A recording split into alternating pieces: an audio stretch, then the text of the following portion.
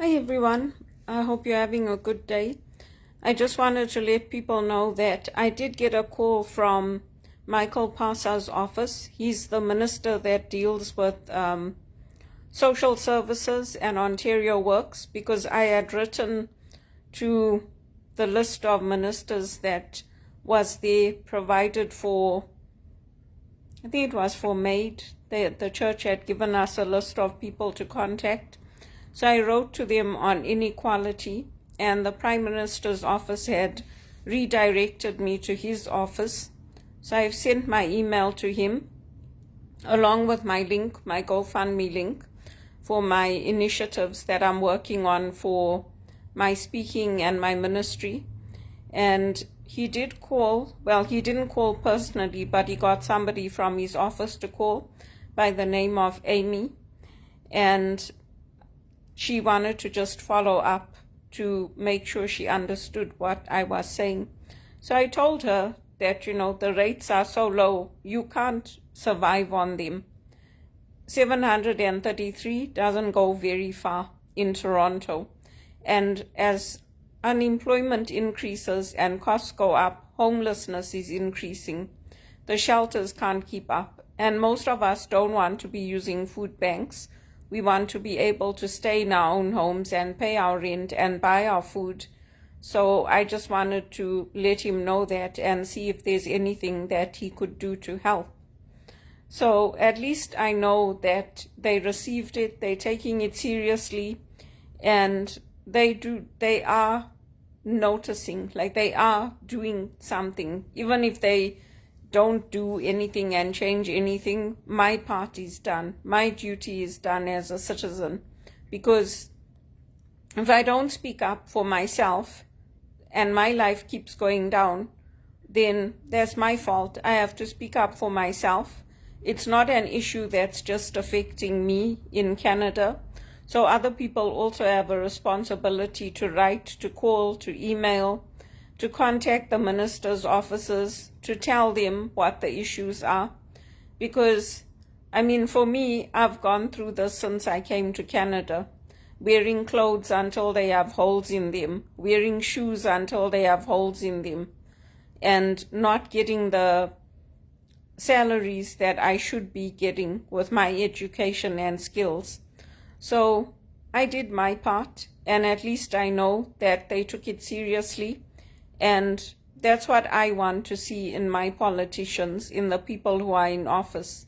I want to see that they're responding. I want to see that they're paying attention to what's happening to the citizens of this country.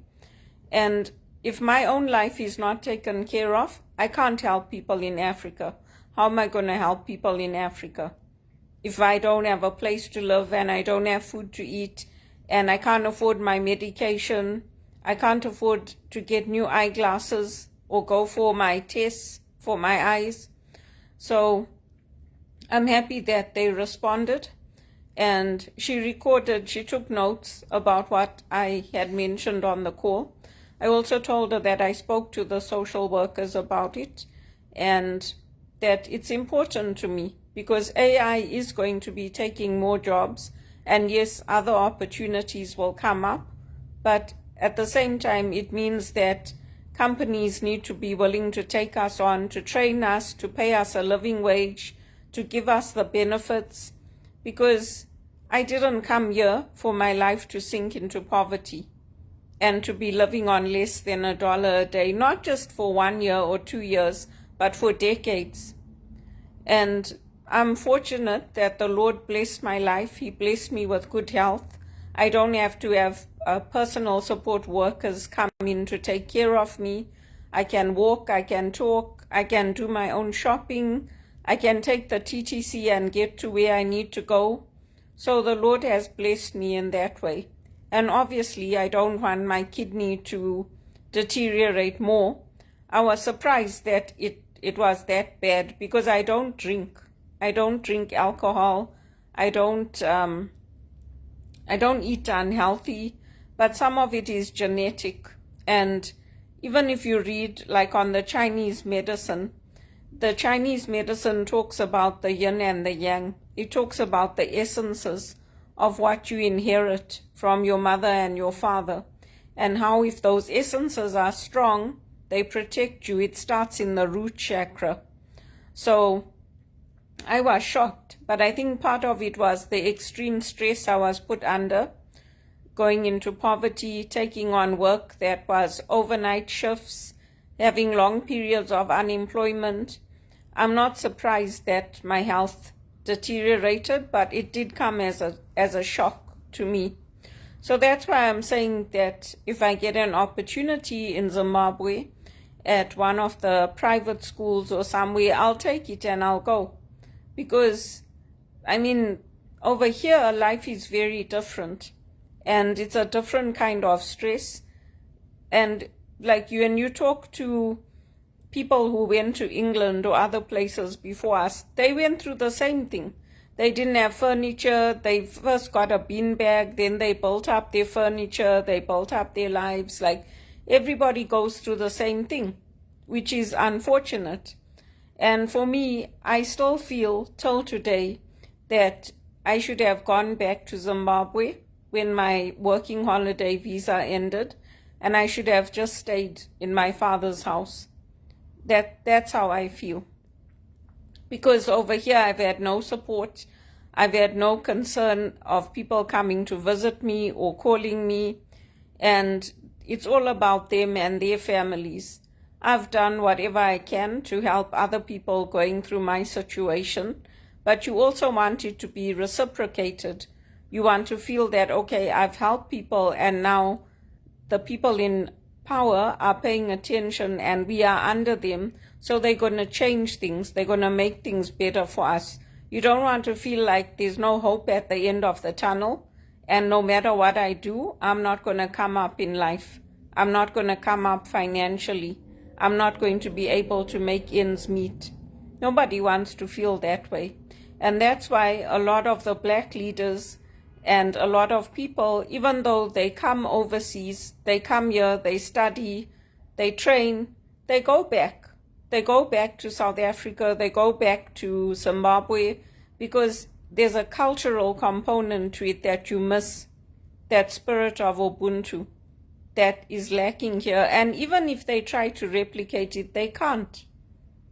It's to do with the land, it's to do with generational history.